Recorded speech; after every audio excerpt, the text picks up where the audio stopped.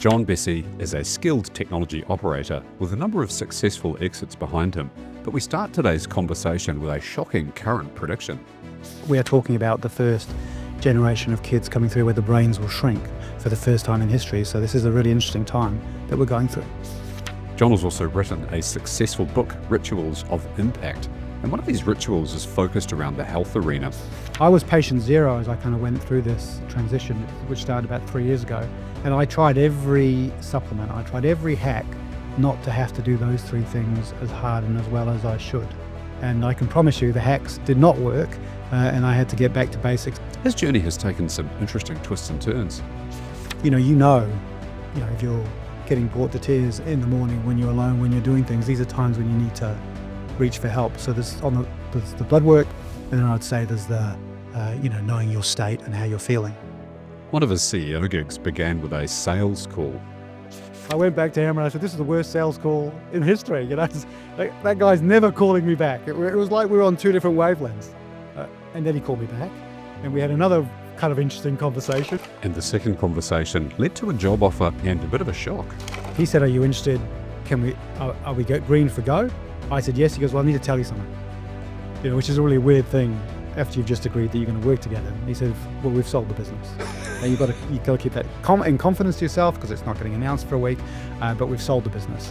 John shares some phenomenal success methodologies. The most talented people are working on the most challenging problems and that have the ability to scale and grow, and that that the number one thing they're doing gives them 70% of the return in that task. Then we move into the role of taking feedback and also having effective methodologies to guide you forward. Because I get all this employee feedback saying the strategy kept changing. The strategy never changed.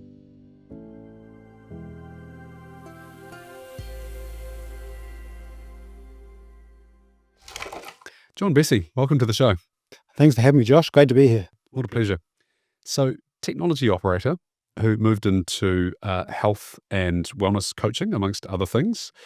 So in the technology industry, what do you think is the bigger addiction? Is it sugar? Is it alcohol? Or is it every single Slack message pretending to be urgent? There is no doubt the others are there, but it is definitely Slack. Everyone's addicted to their messaging, no doubt. Mm-hmm. As a wellness coach, why do you think that is the case? Well, I think it's because it does the same thing. It's all about dopamine. It's as simple as that. And all three of those things are great at releasing dopamine for us. Mm-hmm. Do you think it's a epidemic level issue for us that we're facing in society right now? Yeah, I definitely think if you start to think about this whole idea about the generation of kids on devices and adults on devices, that there is without question, we have more cortisol and more dopamine going on than we've ever had before. I mean, we are talking about the first generation of kids coming through where the brains will shrink for the first time in history. So this is a really interesting time that we're going through. Do you work with people on an antidote for this, or do you have a suggestion for an antidote to this? Well, most of the people I work with is either volunteer health coaching or it's executive coaching and around their business. And I do that sort of 1 day a week amongst my other things. So with all of the executives I'm working with, it's around how they get focused on the things that matter most. And one of those rituals we'll always talk about will be health and how they respond to those sort of things. Mm-hmm. And ordinarily, on an average basis, what would you say the starting point for a lot of the folk that you've engaged with is? So what's the base level that you tend to be working with? Is it people are in a bit of a broken state right now? And I'll preface that question by saying that I think for the majority of people that I know, the network that I hold, we're probably less well than we were 25 years ago. Mm-hmm. So it is across the spectrum. I have people that are very sick with something, and I have people that are concerned because they've seen something. I do a number of articles on LinkedIn. So, for example, did one about ACVD, so cardiovascular disease, and the number of people that come forward saying, I'm just confused, come and help me. So it really is across the spectrum. I don't get involved in very sick people, really. It's largely people that are trying to improve their performance across their business and in those sorts of areas. Yeah. For most people, if there was 2 or 3 things that they could do to improve their personal performance, to help their business performance, what do you think those 2 or 3 things would be? Are we talking specifically around health? Yes. Yeah, well, I think we underestimate how much the food we eat and when we eat it impacts our attention span. Mhm. We really don't focus enough on how much of a game changer exercise is. Exercise outperforms medicine for just about every single illness on the planet. And then lastly, it is the distracted generation. Mhm. So how do you give yourself some time to make sure the most important thing happens, which is how big can I make my sleep and how valuable can I make it? Mm, mm. Yeah, it's those fundamental basic building blocks, which I think most of us these days are so attuned to looking for the sophisticated fix to things Mm. that we've forgotten about some of the absolute core, basics. Make sure what you're putting into the system, the fuel is of a good quality. Make sure you're getting enough sleep. You're moving the machine on a regular basis so it Mhm. doesn't seize up. And then probably the thing that you didn't touch on that I would add to that would be making sure that you're tending to your relationships well Yeah, as well. that's Yeah. great. Yeah, I Mm. would say that I asked you for exactly. three, so you No, but that's still, mm, that whole emotional health and how you connect with people is critical. I yeah. mean, I was patient zero as I kind of went through this transition, which started about 3 years ago, and I tried every supplement. I tried every hack not to have to do those 3 things as hard and as well as I should. And I can promise you the hacks did not work, and I had to get back to basics around those 3 to make sure I could be as primed as I can be. Mm. Mm. Can we talk about that? Yeah, sure. What were you presenting with? What was your condition? Well, what I always say to people, I call it be the CEO of your own health. And what a lot of people do is they expect that one time they see their doctor for 15 minutes, that the doctor's going to be able to pivot and say, actually, these are the things you should do. Doctors are very focused, they're wonderful, and you should always get medical advice. I am not a doctor, so you should always get medical advice. Uh, they're focused on when something's wrong, how do we fix it? What we need to focus on is how does things never go wrong? So one of the things I say to people is do a self scan, so physically, to take a look at yourself. What hurts? Uh, think about how much that hurts today and how much that will hurt when you're 90 or 85. And what are the things you need to do to avoid what all Kiwis have, or I should say, the average Kiwi has, which is the last 13 years of your life. You'll have some kind of ailment which will seriously degrade the quality of your life. And so, first thing is, I say to people, is you do a physical scan. What hurts the most, and how are we going to deal with that to make sure that's not going to be a problem for you. And then let's go and get a full blood work done to understand nothing's going to surprise you as you go forward. And so that, how are you managing the 4 horsemen, as they're called, the illnesses that can happen? How can you stop them impacting? And things like keeping your average glucose low and various things are very important in terms of how you do it. I walk around with a glucose monitor on, Mhm. and it really helps inform me around the things that I'm doing. You've gone relatively deep into the biohacking space. Is that the thing? I wear an Aura ring to track these things. Doesn't track glucose. If you had to think about the things that were your critical measures that one should be across on a day-to-day basis, what would you suggest would be things that most people should be aware of that they may not be aware of? Well, I think from a I would simply say the most important thing is you need to know every year your blood work.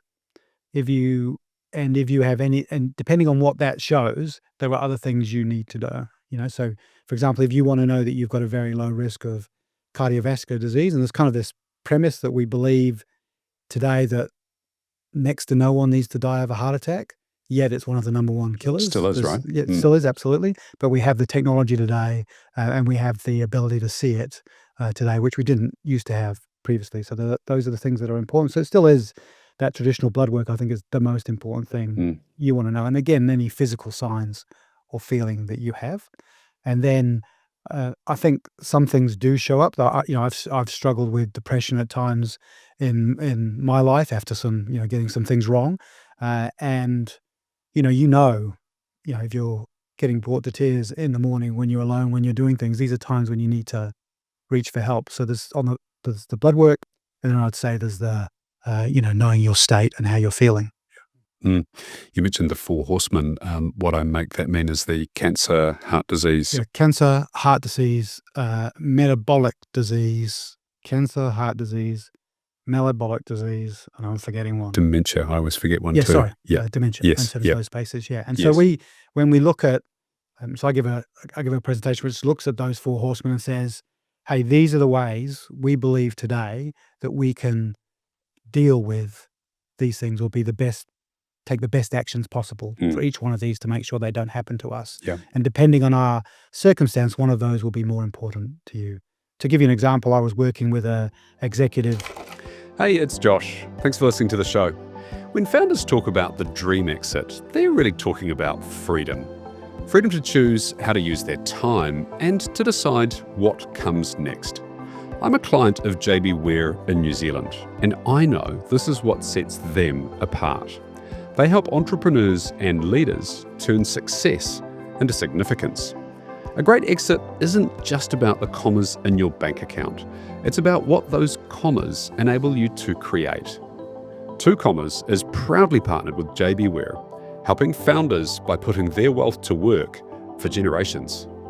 And so the conversation there was, what do I need to do to make sure that I'm, having the longevity that I can have, and where can I look? And so that life circumstance points us down a particular path. I mean, obviously we need to check some other things, but that's where we go. Yep.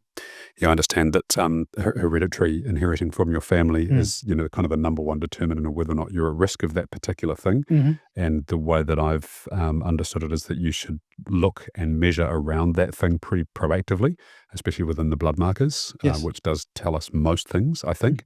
And then the longevity, is that something you think about and talk about? So you talked about the last 13 years of your life. That's what we call longevity, right? Is the quality of life that we enjoy at the back end of our life.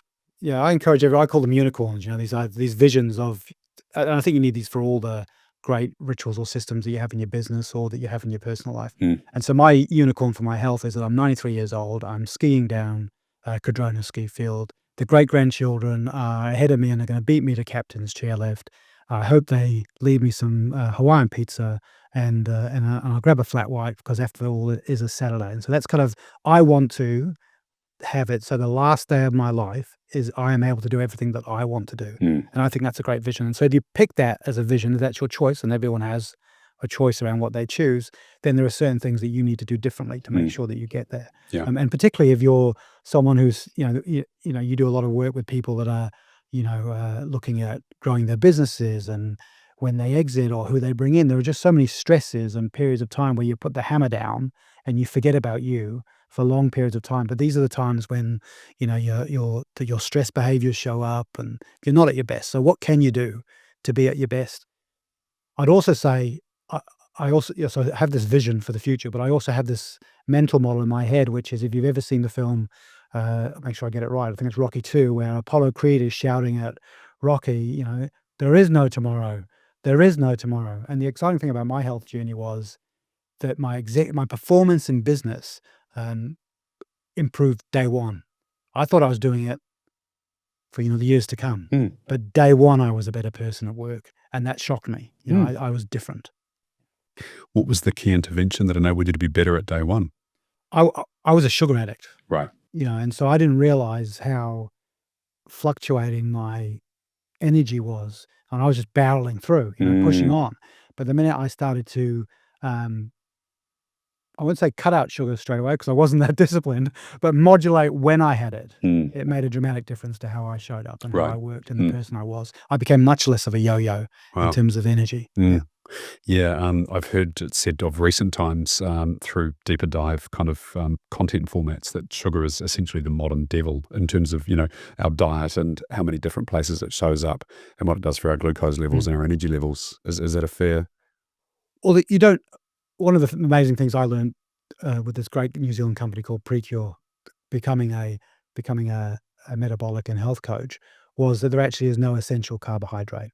And what I never really understood was that all carbohydrates are sugar. You leave a piece of bread in your mouth long enough, it will become sweet in terms of as you start to break down pieces, right? And so it's really this whole amount of sugar we get through our diet that becomes a real challenge, because we're getting it in carbohydrates.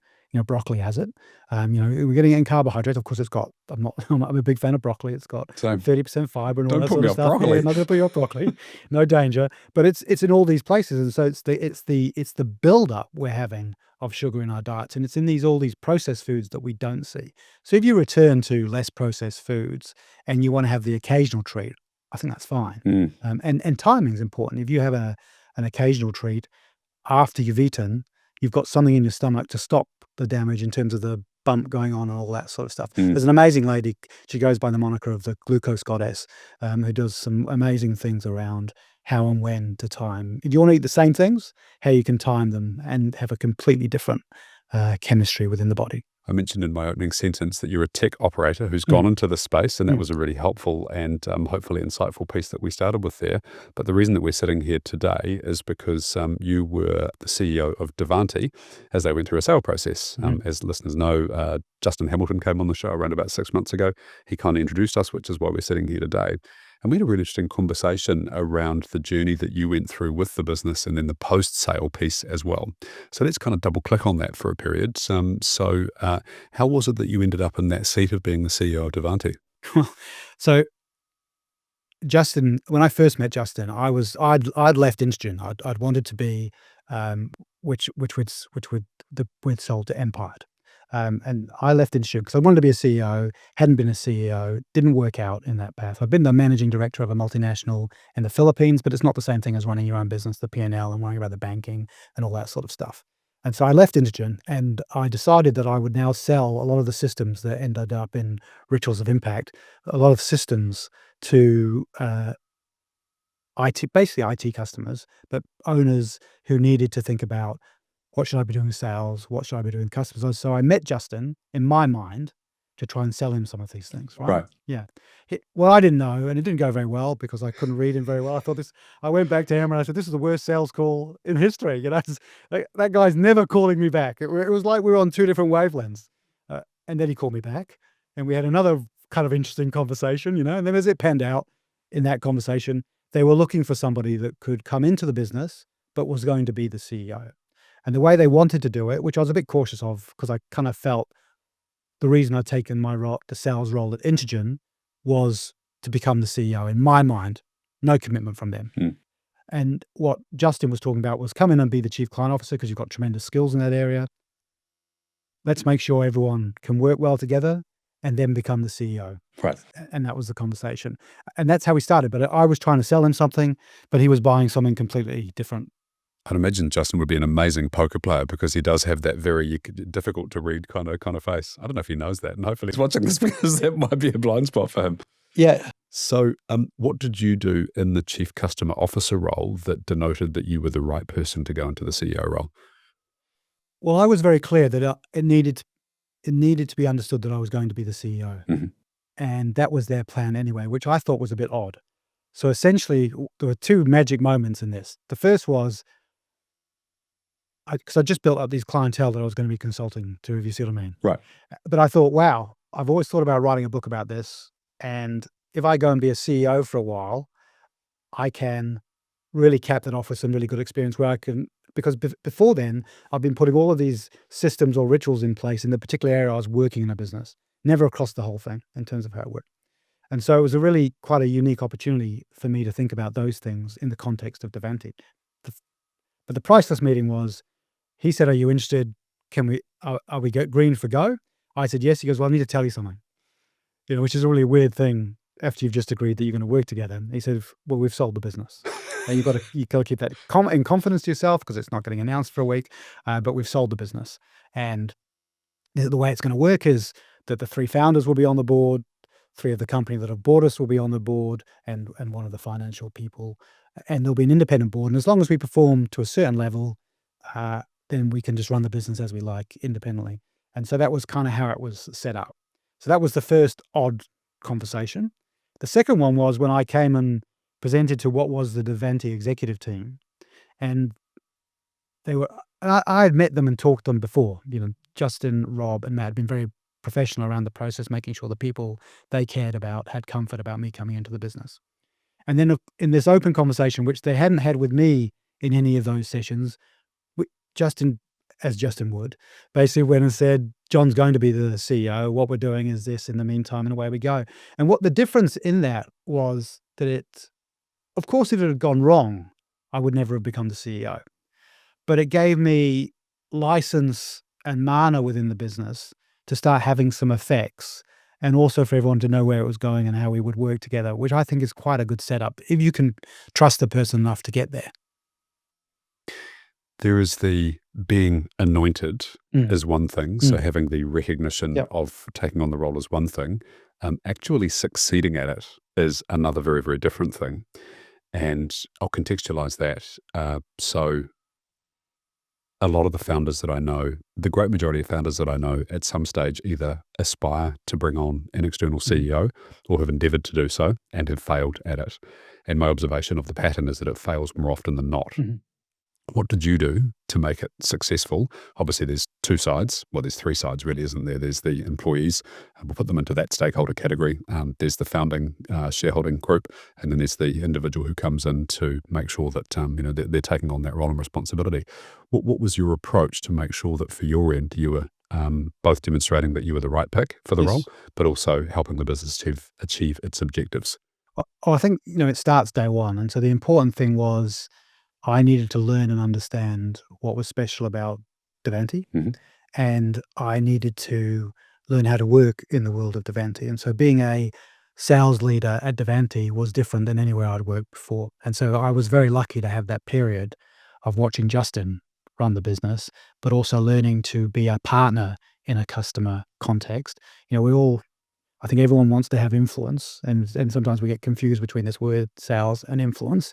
But, you know, um, having making sure that I went beyond influence to actually being involved in the programs of work being delivered and the outcomes for the customers, which is how Devanti operated. We didn't have a sales team per se. It was a partnership model effectively, not talking about the ownership sense in terms of how the work was delivered to customers. And so I needed to really understand that before I became the CEO. At the same time, you've got to be really excited about what makes the business different and what the founders have bought. And so I think one of the things that really worked was I was really excited and impressed with the way they'd built the business.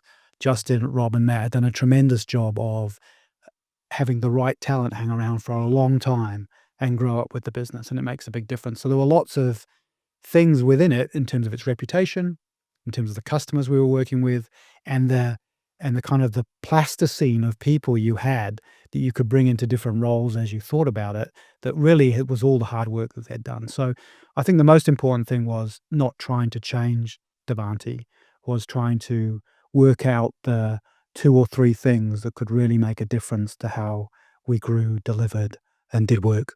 Mm. Yeah, yeah, got it.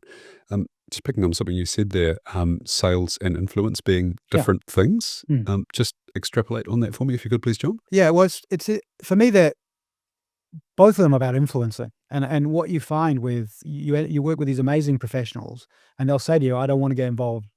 I'm not doing sales. I don't wanna do sales." And you go, "Well, hang on a minute, you've got more influence than anyone. I tell you what, don't sell, just show up with me. You just do you." Yes, And I'll tell you what, I'll do you a solid. I won't pay you to sell, yes. you know? You just come along, and you'll do all the selling, and, I'll look good. Yeah. Yeah, so it's that kind of, people don't really realize that it's the influence that we're after. Yes. That's, of course, the closure and the progress. Mm, mm, But yeah, and what Devanti had done really well was have lots of people within that business mm, who are great at influence. mm. Yeah. So essentially, the model would be that influence is the umbrella, the overall headline term. Selling is a function Yeah, of influence. absolutely. Yeah. Leadership is another function of influence. Mhm. I agree with you fundamentally. And I have similar conversations with folk over time with founders of companies, particularly who say, oh, I don't want to, or I'm terrible at Mm. selling. I'm like, well, that's funny because you've managed to convince these 25 people that they should come on the journey with you and work with you. And you've got these partnerships that are over here. And, but, someone else looked after those people. Well, I think maybe there's more to, that you've got more raw competence here than perhaps you've acknowledged that you have. Unpacking it.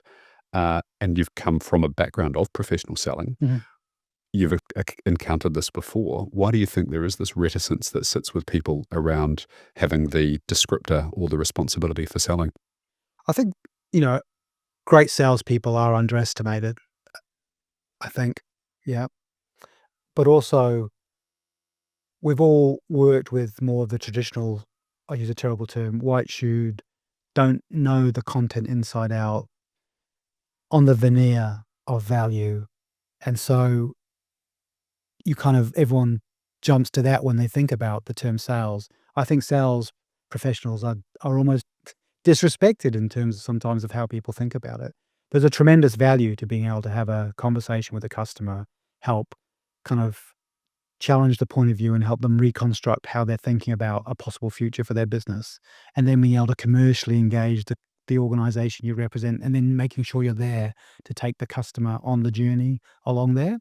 And so I think some people who have been exposed to very, very good sellers feel less that way, but there's a real mix of how people feel. It's almost like it's a slur of, I'm telling you, you're going into sales. Whereas actually for me, if I'm saying to someone, you're going to become, I actually want you to move from being this program director to running these key relationships. Okay, let's not call it sales. It's because of the competence you're showing. It's not for any other reason. Yeah, got it. So, back to Divanti. So the sale got announced to the team a week after you started Mhm. in the role, Mhm. and you were at that stage, you weren't in the CEO position. Correct. Yep, but intending to be in that Mhm. position. So what was the team response like? So, and a little bit of time down the path, so the business became obviously aware that this change is going to happen, and then we've also got another CEO. How Yes. did you kind of make sure that that transition for people was as smooth as it could be?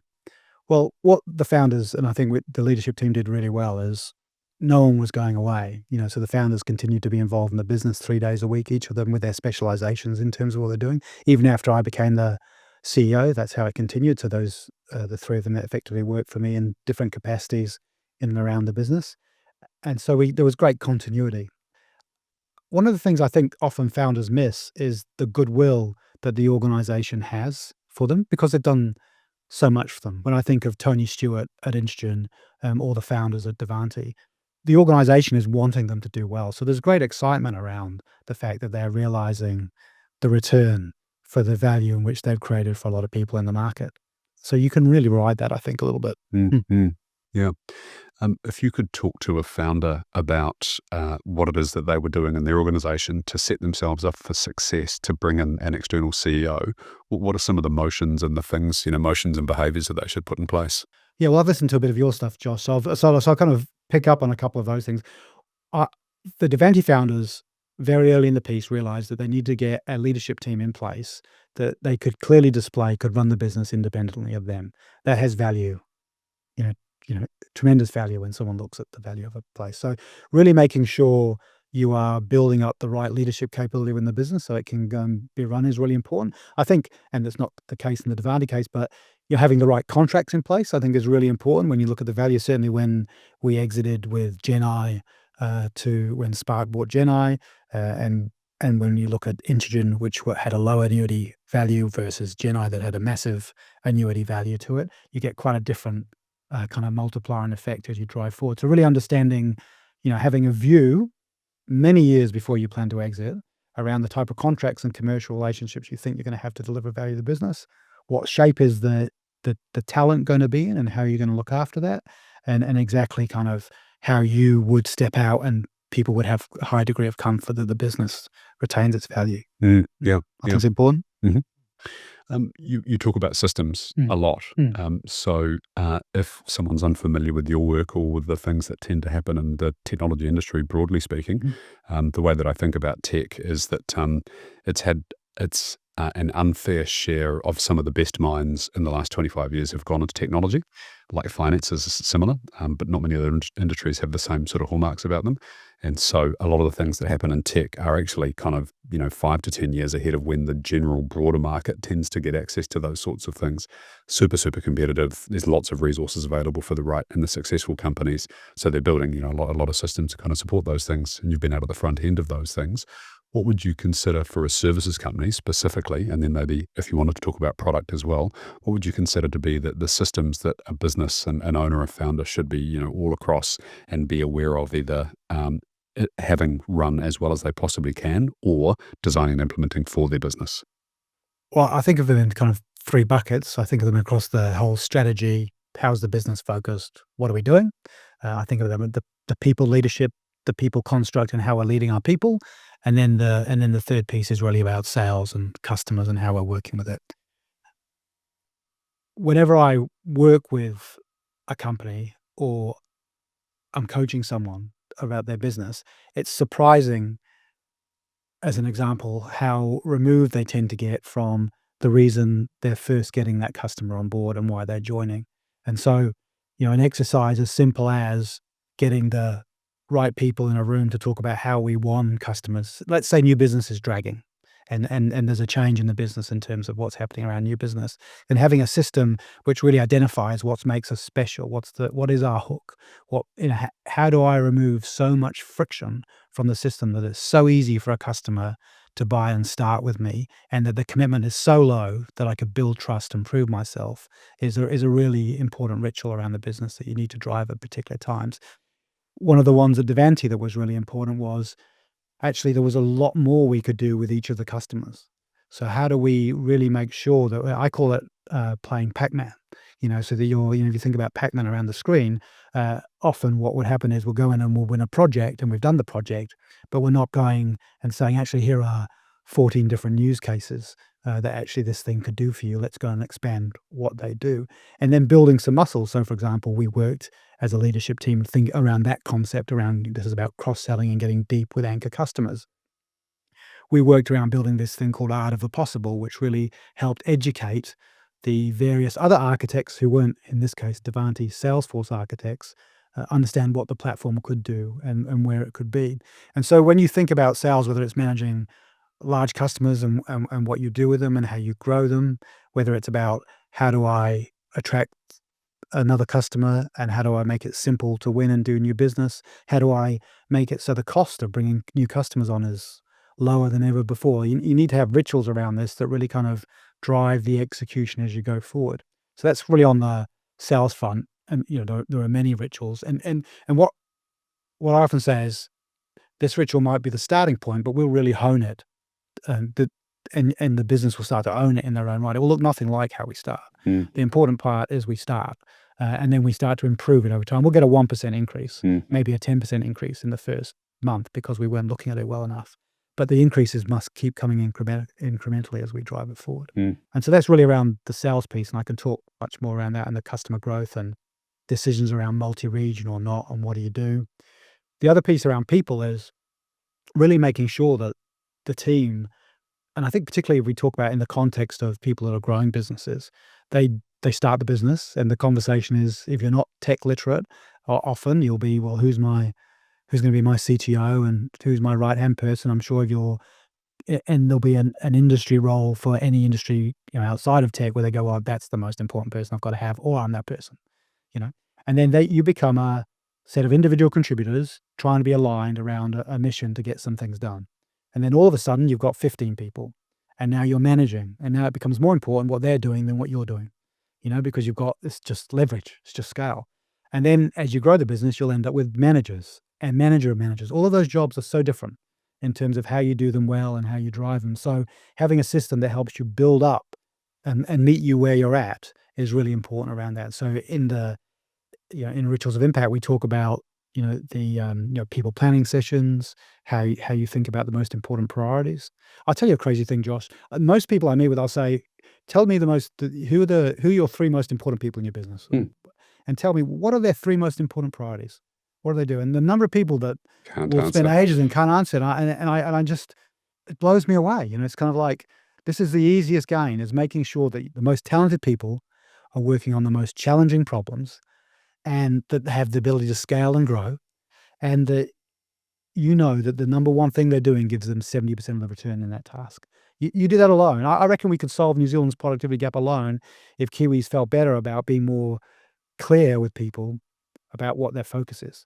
And the other side of that is, if you catch up with these people, let's call it a one-on-one or whatever you want to call it, and you have a coffee with them and you don't talk to them about those three priorities, I think it's worse for their self-worth and how they feel, because when you do talk to them about them, it says, this is important. It matters. I think there is an outweight influence on incentives and measures that we get so wrong in New Zealand businesses, broadly speaking. I totally agree, and I've got a question at the back end of this. But some of the things that I do is to go into the organisation and understand where it is that we're going and why that's important. That's the essence of strategy. There's more to it than that, but that's the essence of it. Where are we going? Why is that important? And then we need to understand the things that will get us towards achieving that strategy. I call them pillars. And then we have to attach measures to those things. And then how are we going to give feedback to the people that are responsible for those measures, and then give them accountability accountability for those things, but then incentivize them to make sure that they want to make those things happen. And I agree with you that we would solve so many of the country's problems, because if we look at the incentives and the measures that are in place with places like, I don't know, Auckland Transport, they actually don't have any, right? Well, I think you're what this is part of one of the most important kind of rituals or systems you need to have with your strategy is to make sure that you're not getting distracted from the thing that makes you special. And so that's a perfect example where you go, I'm sure Auckland Transport sat there and went, "Oh, we should have all modes of transport. We should be doing this in all sorts of ways. So let's make this really complicated." Yeah. I think about my time at Divanti when I was being the CEO of Divanti. What Divanti had was a number of capabilities. And those capabilities operated completely separately, even though we were only sort of a business of 160 people there. So you'd have experience design doing its experience design work. You'd have the marketing team doing the marketing work. You had a very successful and large Salesforce practice, and you had business consultancy. And the way the leaders worked was they were to grow their businesses and they would work. And sure, they'd work on customers together, but they were all very proud of their specialization and where they were going. And when we did the strategy work around, let's really understand what makes us special and different and where we're getting our success from. And it was that we were the best Salesforce partner in New Zealand, largest, best at enterprise projects, doing a wonderful job. And so the decision we made was to really focus on extending from the core with everything. So we became the best UX people for Salesforce. And that extended into a few other things. We became the best UX or business consultancy around what you're going to do with your sales model or those things. And so we ended up with a very connected strategy from the core. And so I think, in that example, it's a case of you're trying to do everything as Auckland Transport, whereas as a business, you've got to figure out what really makes you special. And, if you look at Good to Great, that whole idea, yeah, it's okay to fire muskets, but only fire muskets, little pellets. Don't waste all your gunpowder making a big commitment. Pick the things that extend from the core, make sure they work, and then I think that can help you really grow faster and more successfully. I think it was Andreessen that said that the most important thing is to make the most important thing the most important thing. Yes. And so what I've observed quite regularly is that I think because there's so many different competing priorities across a business that people get distracted or they chase the magpie shiny object syndrome. We were talking about the latest supplement solution for health. Yeah. The same's true of a business, I think. And so from someone who's listening or watching this that's a CEO of their own business and they kind of go, what these guys talking about really resonates with me. How do you think that someone could go through the exercise or the process of identifying what is the most important thing for them to be focused on? Right. I have a ritual which I've written. It's in the book, which is it's exactly what it's about, and also another ritual which is called in it called the distractor meter. And so it's a little process I run with teams, which is saying, you can do it in Miro or you can do it on a whiteboard, however you want to do it. But basically, what you're saying is, we've got green, red, and amber. Where green is, hey, what are the things we're doing really well that are working for us? What are the things, the red, what do we think is distracting us and causing us problems? How are you feeling about the business? So you have this kind of conversation around, what are we doing that's working? What are we doing that's not working? Which ones do we think are distractions? Which ones should we be testing or not committing from? And then making a really conscious decision as to making sure, you're only doing the things you need to do. I just have this visualization from Good to Great, which has stuck with me all my life, which is this hedgehog is basically going home, smoking his pipe, relax, no problems. Comes out the next day, whereas the fox has been going all night on the whiteboard trying to work out, how am I going to kill this thing? We're going to kill this thing. I know what I'll do. I'll hide behind the hedge. I'll jump out left and right. I've never zigzagged him before. He's going to fall for it. Of course, fox jumps out, does the zigzag, hedgehog rolls in the ball, and so fox goes home, thinks, how am I going to do this again? Hedgehog does the same thing, right? And so there's this we've all got foxy behavior in us. We're all guilty of it. I can remember when I was working with Chris Quinn, and I was at the time I was just finishing running the software business here for GenI in New Zealand, and I would follow him on a roadshow. And on the roadshow, he's a phenomenal communicator, and I'd follow him on a roadshow, and for years, so many of the slides felt like they were the same, and I'd be at the back of the bar going, surely Tom's going to tell me how this is just repetitive and brilliant. But he was landing the strategy. They were only seeing it 10 or 12 times, and it was really working.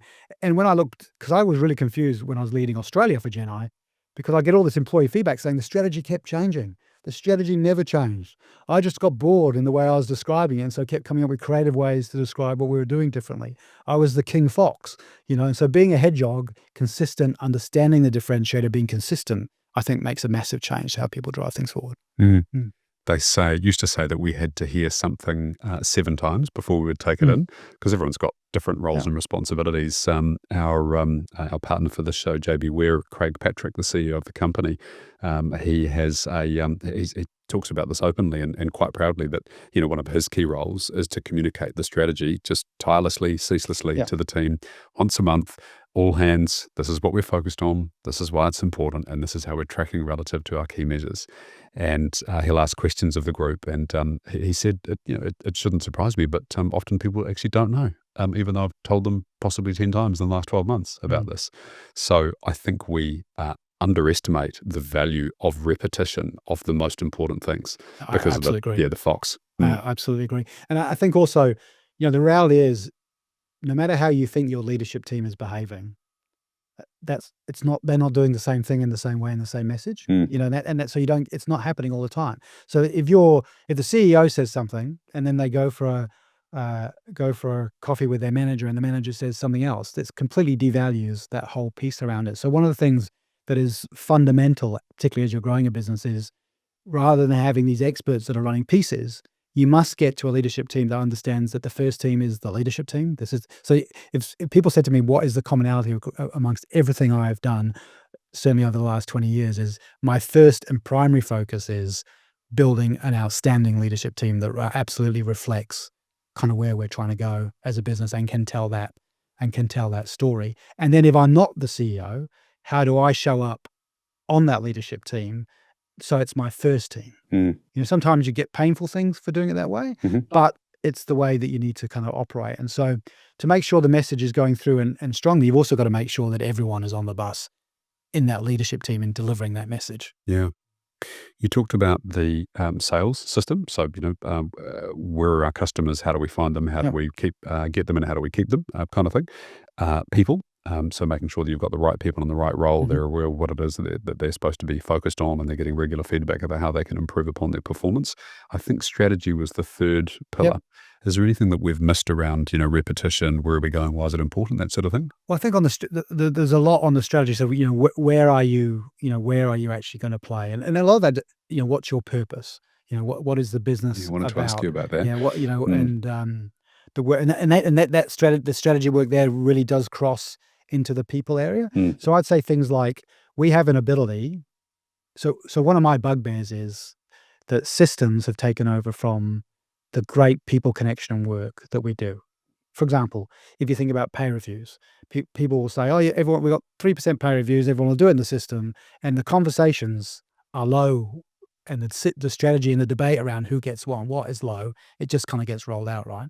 And so there's a real need to bring people back into business, and strategy is a perfect example. So let's take something simple like a SWOT, very old: strengths, weaknesses, opportunities, threats. Mhm. That is so easy to deliver across every single employee, no matter how big your firm is, and if you want to have someone not give you 100%, let them know they're not involved in the strategy process. Mm. It's the easiest way for everyone to go, I have a part to play in how we think about this company. So yeah, so there's quite a bit in strategy around how you design the direction and SWOT, and then that really flips into the whole people area where I like to do an exercise. I've got this thing that I talk about called the connection tree that I've used quite a lot, and the connection tree really has, if you think about it, has the outputs at the top, which are the leaves, and these are often stories of when people are at their best or companies are at their best. The roots are, the capabilities that have been brought in and how people are seeing things. And then this trunk becomes the either if it's individual, what you're encoded for, or the purpose of the business. And so a great exercise can be to bring people together and get them to put post-its up around what, when they're at their best, what are they doing? Mm. And particularly in technology, what you often find is that's working teams and it's problem solving. And so you end up with all these roots that look very similar. And then when you look at the great work the company's doing, like a Divanti, what you're seeing is all these great stories where we're solving problems for our customers at the top. And of course, the purpose of Divanti is to help our customers get closer to their customers. Mhm. And so there's just this great resonance when you run it that way. And you can run it two ways. You can know the purpose, Mhm. Mhm. or you can design the purpose. It's just a really great way to take people on the journey and have them feel very attached to what you're driving for. Nearly always, I observe that founders of companies, if they haven't gotten really clear on what their purpose is, they've endeavored to do some work around it historically, and it's got them flummoxed. Yeah. They've gotten running around in circles. They get stuck on the making money. They get stuck on serving customers, or maybe that could be okay, but it depends on what they're endeavoring to do there. Are there any techniques or suggestions that you have for people that are struggling to identify what their company purpose is? Because the whole Mark Twainism comes in the Yeah. background there, and forgive the gender nomenclature here, but it's what he used. The two most important days of a man's life are the day he was born and the day he figures out why. And I think the same is true of a company, but it can be a little bit abstract for people. So, what are some suggestions you might have? Well, I think I think that spending some time thinking about when you're at your best in the work that you're doing Yeah. and what that looks like Mm-hmm. can really pull you in. I think what happens with founders is it changes too for them personally as opposed to the company. So you've got this, I'm starting, how do I survive and how do I scale and what do I do? And then you've got the next phase, which is how do I make sure I can pay these people now? I've got my actually, you know, I thought cash flow was king. Now oh my God, cash flow is king, and all these, all these sort of things that get quite complicated. And so, through the stages, and then I think when you've sold the business, you're wanting it to leave a mark. But Mm. for a period of time when you're selling the business, it becomes about the money. And so there's just these interesting inflection points, I think, along that journey around, what the purpose of the owner is and what they're getting out of it. Mm. Yeah, that's a legacy piece, and you've talked about this before. Let's unpack that a little bit. It almost starts as it finishes in a way. And then as you're coming to, you're thinking about exiting or you're preparing to exit a few years away from that piece, then you're really around how do I make sure that the systems and P&L is showing up every year that it needs to do. And this is a really complicated area, right? Because you're going to sell, nobody else might not know you're going to sell, and now what you're trying to do is make sure that the books effectively look the way they need to look for the 3 years prior before you decide you're going to sell it. And so now you may be at a complete different angle from the people that you're working with as a leadership team.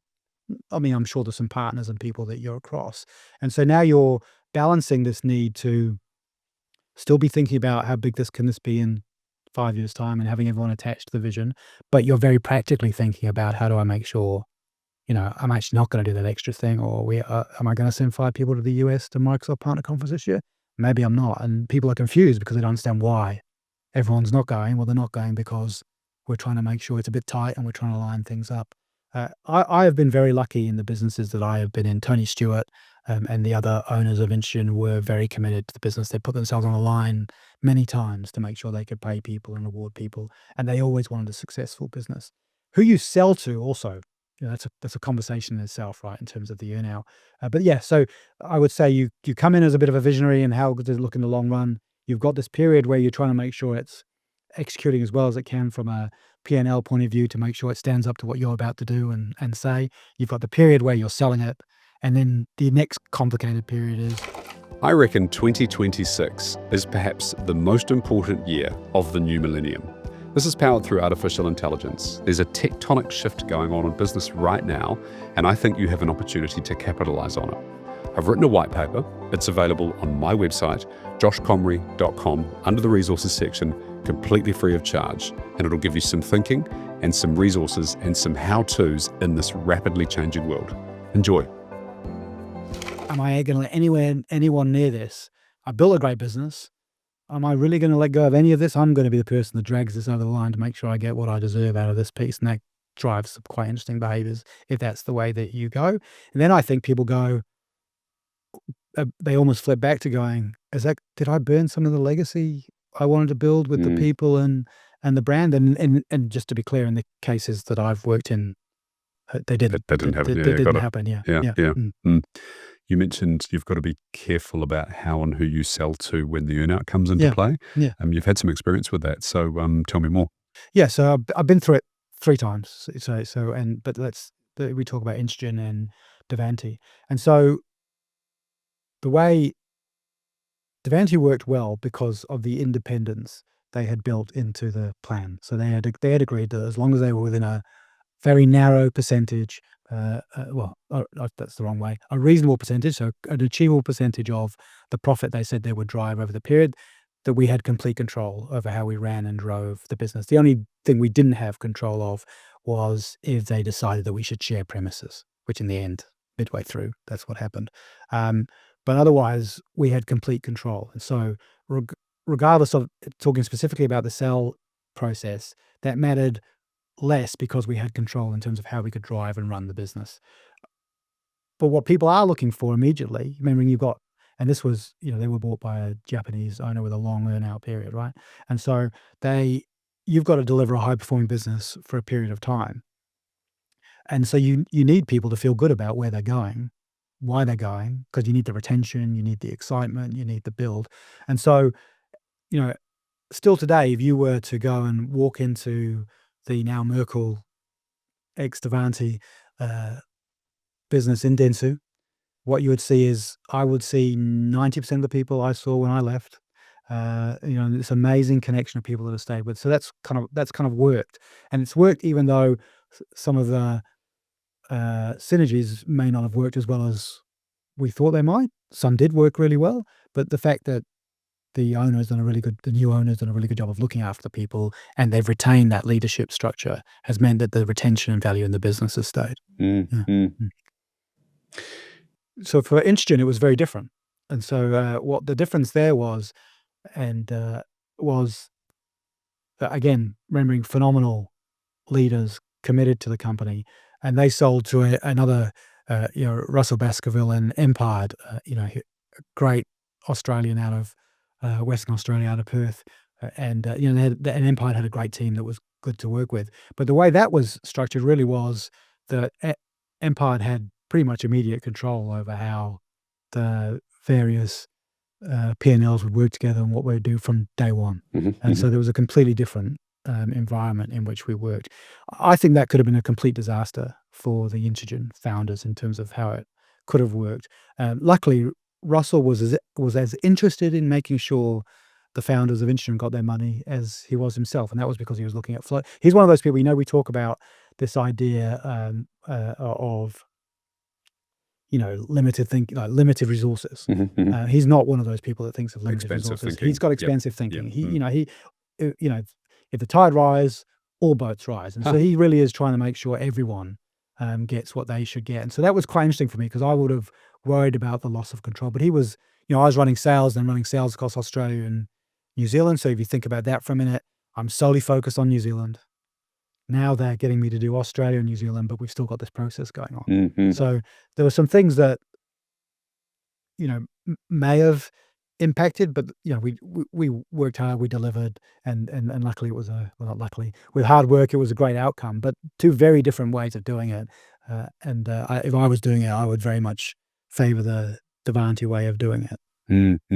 Some may say it's very un-Australian to be expansive in your thinking in that sort of Sure. front, but Well, he is. yeah, there you go. So at what stage did you decide that it would be appropriate to kind of put your thoughts down on paper and write a book, of which I do have a copy over here?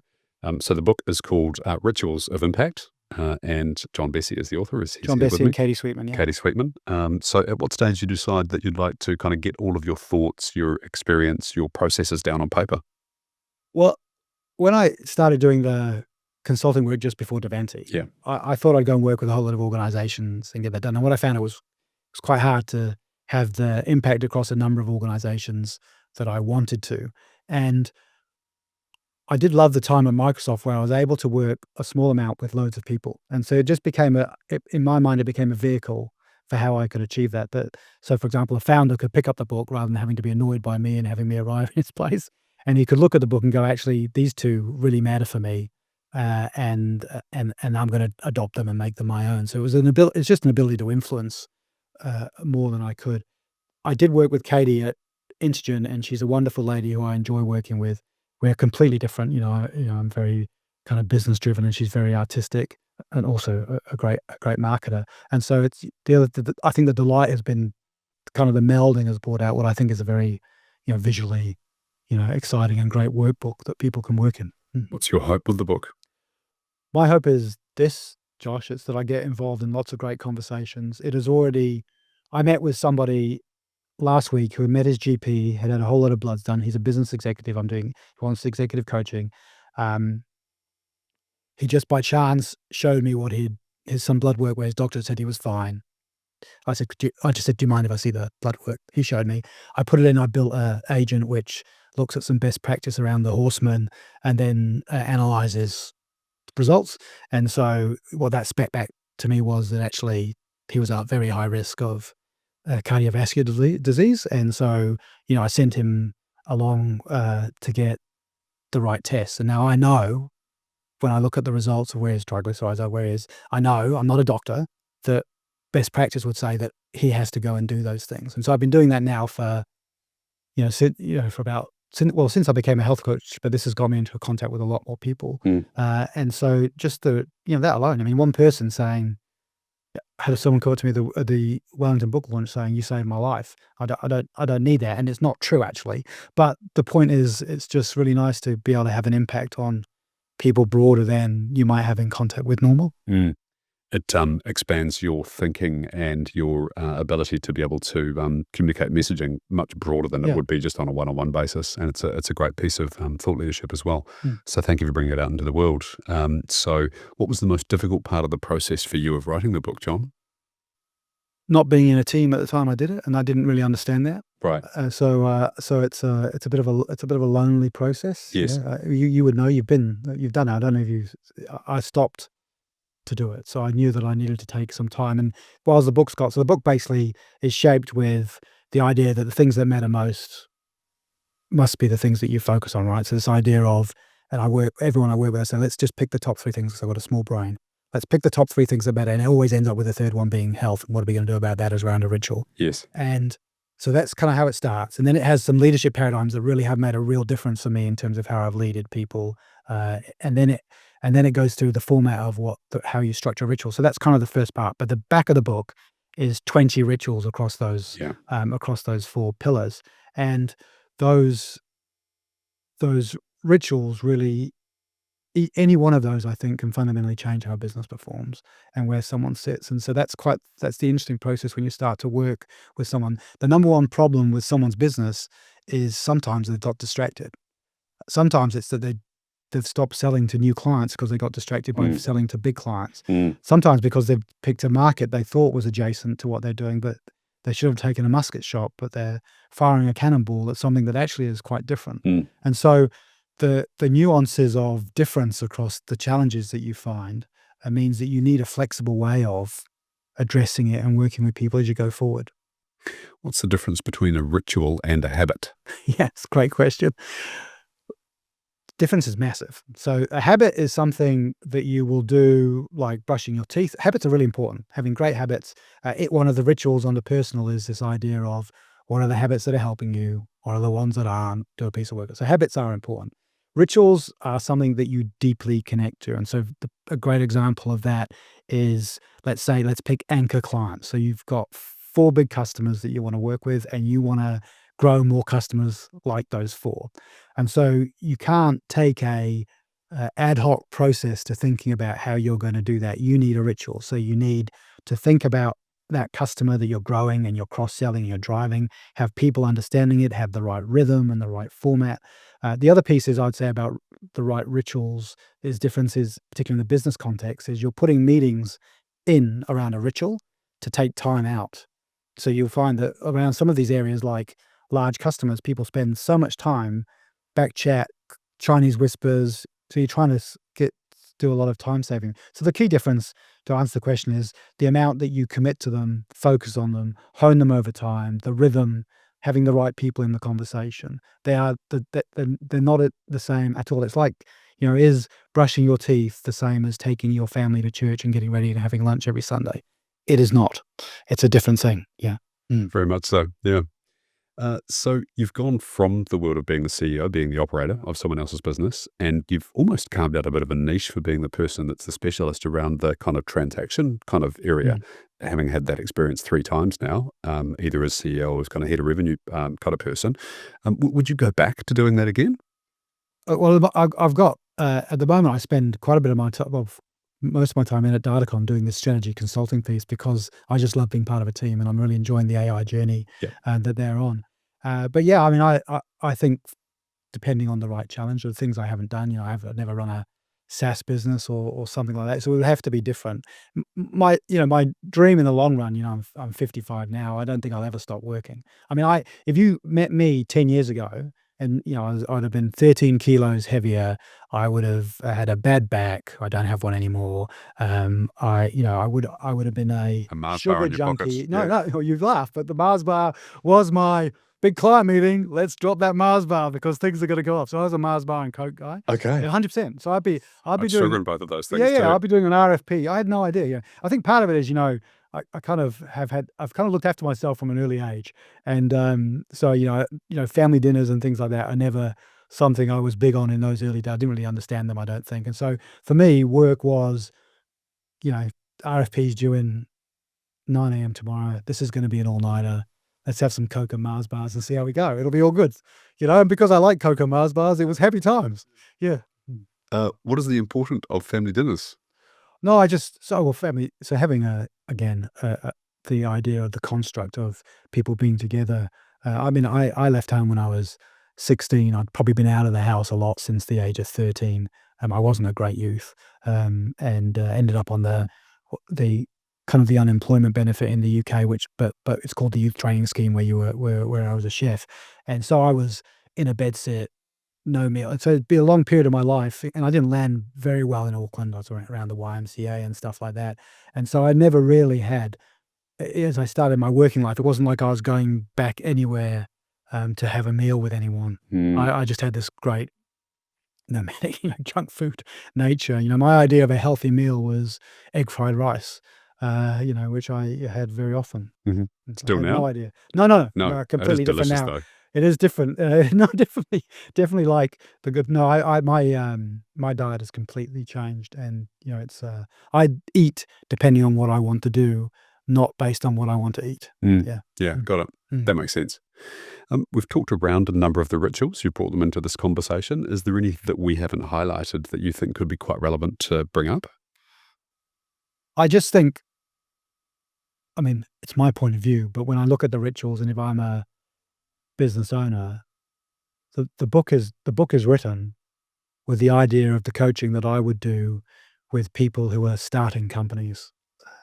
And all were now 500 people or 200. Well, probably 500 is too big. They're probably into all that stuff by now. But you'll be amazed what they forget, Mm. in terms of particularly around core customers and things like that. Well, yeah, I think probably in the sales area, a big thing for me is it's a contact sport. We forget that it's in person that matters more. Of course, Teams is fine, but every time you can be in the same place. One of the things I talk about in the book is a thing called Connect Four. Connect Four is, often what we're doing is rewarding our best salespeople to manage things that are already happening. Uh, which is madness. And so, what you want your best salespeople doing is working on the next four relationships you need somewhere of influence that can help you get what you need to go next. Right? Having a great new business person work on a $10 million piece of work that you've already won just because you don't want to pay them twice is a bad business model. Pay them. Let them go and win you the next one, Mhm. would be just some things that are in rituals that are important around sales. I I've said it, but you must become the CEO of your own health. You are the only person. You need the vision. You need to know where you want to be, and then you need to really understand where you are. This can go wrong if you don't know some fundamentals, right? So you want to know, do I hurt anywhere? You want to know, are my particularly around, your lipids, so this is your bad cholesterol. You wanna know, fat is good, don't get me wrong. Like, fat is my number one food source, right? But you wanna know your blood panel because you don't want a shock. You don't want this thing to stop before you know it, and you want to be stress ready. And the way you get stress ready is across the 3 things we started with is, what am I doing around my sleep? What am I doing around my exercise? And what am I doing around my food? One of the simple tricks that people really just don't understand is that your body is designed to go to sleep when the sun does this. So melatonin will not rise. A number of people that say to me, I just never feel sleepy. These are hardworking people that just don't stop, right? And of course, they've always got their lights on full bore because they're working. So just say, every overhead light in your house, turn them off, 45 minutes before you go to bed, and you'll be surprised how much your life changes. Some simple things like that. Yeah, wow. How do people find you and find the book? So I'm on LinkedIn is the easiest way, I think, to find me. There's a website called www.ritualsofimpact.com. On that, you can get the book in Australia and New Zealand. New Zealand is free shipping. Australia's not very expensive. And then it's available for everyone else in the world on Amazon. Yeah. Got it. Amazing. John, thanks so much for sharing. Really insightful conversation and some subjects that I haven't uncovered or talked about with people in the past. My parting question always for guests is the alternate universe career question. There's another John Bessey. He's living in a different parallel universe. He's doing something totally different that's not the path that you've been on. Deeply satisfying to him. What is that career? I think the easy answer is I'd be a PE teacher. Huh. Yeah, I love watching people grow and develop, and because I'm mildly dyslexic, I'm pretty useless in the rest of the classrooms. So I'd be there. Okay. Yeah. I love it. There's some real joy to be had from teaching as well, right? Yeah, absolutely. Amazing. Very grateful for your time, John. Thanks so much for coming on the show. Thanks for having me, Josh. Really enjoyed it. Pleasure. Thanks so much for listening to the show. If you've gotten this far, I reckon you've probably enjoyed it. And there's more available for you in the form of my book, 2 Commas. It's available on my website, joshcomrie.com. I've done an Audible version, which is on amazon.com, and there's a Kindle one kicking around on either of those resources as well. I've had some wonderful, unsolicited feedback from early readers. They describe it as being punchy, clear, helpful, and actionable. What it's not is a guide on how to sell your company. You can go to ChatGPT for that. It's more insightful, experiential-based, and a bit of a blend of psychology, philosophy, and what it takes to build something meaningful, and what all that means afterwards. Thanks so much for listening, and I hope you grab yourself a copy.